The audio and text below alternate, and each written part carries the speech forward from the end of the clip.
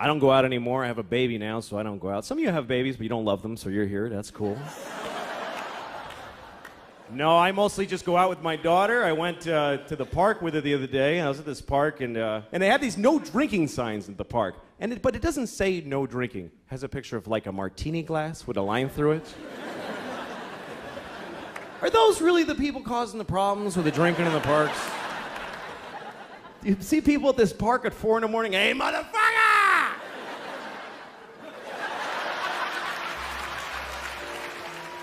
J'en suis venu il y a peu à tomber sous le charme de ce roux un peu chauvin, Louis C.K. Un comédien qui est très largement reconnu comme l'un des meilleurs stand-uppers du monde, mais qui n'a connu le succès qu'en approchant de la quarantaine. Et comme beaucoup d'autres avant moi, à force de le regarder, j'ai fini par le considérer un peu comme un oncle, auquel on pardonne un peu tous les dérapages. There's no worse life available to a human than being a caught child molester, which from you can only really surmise that it must be really good. I mean, from their point of view, from their, not ours, it must be amazing for them to risk so much.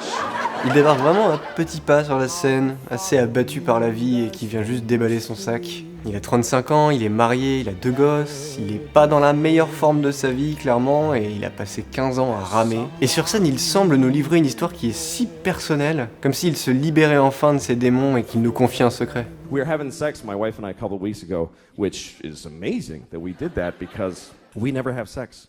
Never. Because we have a baby and our baby's a fucking asshole and won't let us have sex. No, fuck, that kid's a jerk, man. Seriously. Le clip que vous avez vu au début avec le martini est le sketch d'ouverture de son One Night Stand en 2005. Et il marque également le début de son sacre. Et c'est un peu en lisant ça que je me suis demandé pourquoi cette célébrité si tardive et soudaine. Et la première chose que je remarque, c'est que clairement ce n'était pas une histoire de feignantise. Il a toujours été dans les parages, il a fait du stand-up pendant 15 ans, on voyait sa tronche dans les talk-shows de stars pour qui il écrivait. Enfin bon, pour faire ça clairement, Louis Zekeli, dit CK, a grandi à Boston et a appris la langue anglaise tard. Il est diplômé en 1985 et très influencé par le travail de George Carlin, le roi du stand-up à l'époque. Il se lance à l'assaut de la scène, prêt à faire parler son cœur, mais se prend un énorme bide. Du coup il arrête. 2 ans plus tard, il recommence et réussit à faire quelque chose de décent. Il travaille à côté de grands comiques à leur début et finit par décrocher la première partie de Jerry Seinfeld, l'homme derrière la très populaire sitcom.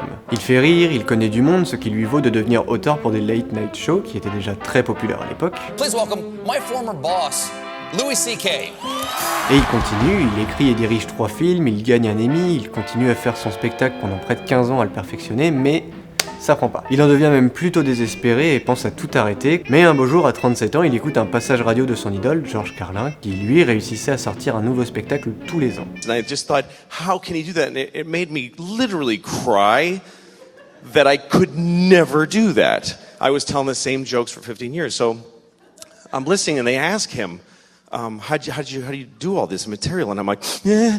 And he says, well, I just decided every year I'd be working on that year's special. And I'd do the special, and then I'd just chuck out the material. And I'd start again with nothing. And I thought, that's crazy. How do you throw away? It took me 15 years to build this shitty hour. If I throw it away, I got nothing. CK décide de suivre son exemple et recommence tout à zéro. Dans la même année, en 2005, il sort le One Night Stand, un show d'une demi-heure où il va chercher un peu plus loin et finit par dévoiler ses pensées les plus intimes. Start talking about your feelings and who you are. And then you do those jokes and they're gone. You got to dig deeper. So then you start thinking about your fears and your nightmares and doing jokes about that. And then they're gone. And then you start going into just weird shit. Yeah, eventually you get to your balls.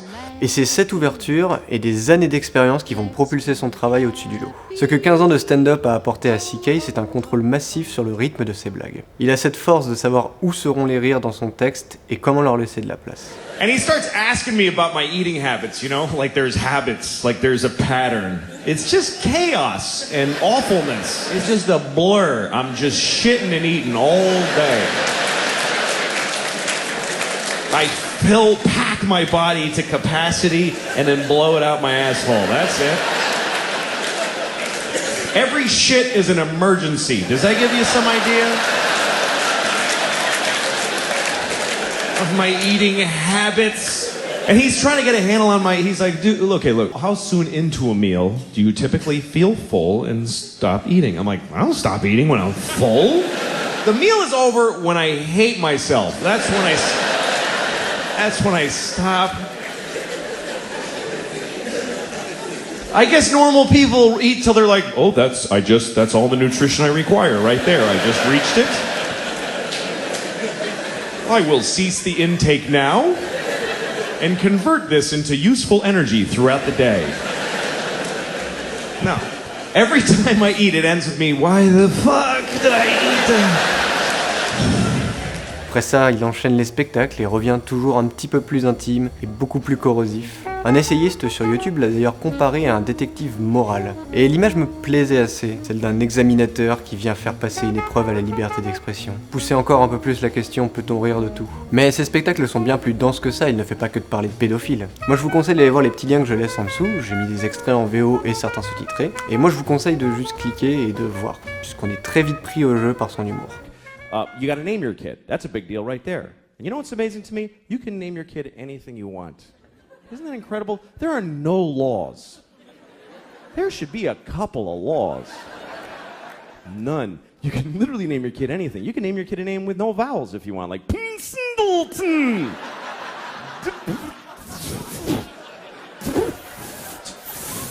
Just 40 F's, that's his name.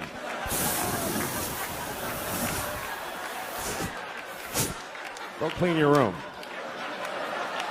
Et je n'arrive pas à m'ôter Georges Carlin de la tête. C'est assez universel, la règle numéro 1 du succès, et partout, c'est de travailler dur. Et ça, Louis le faisait.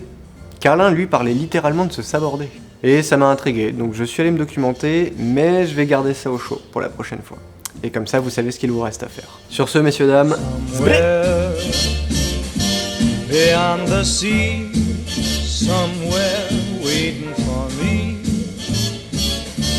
my lover stands on golden sands and watches the ships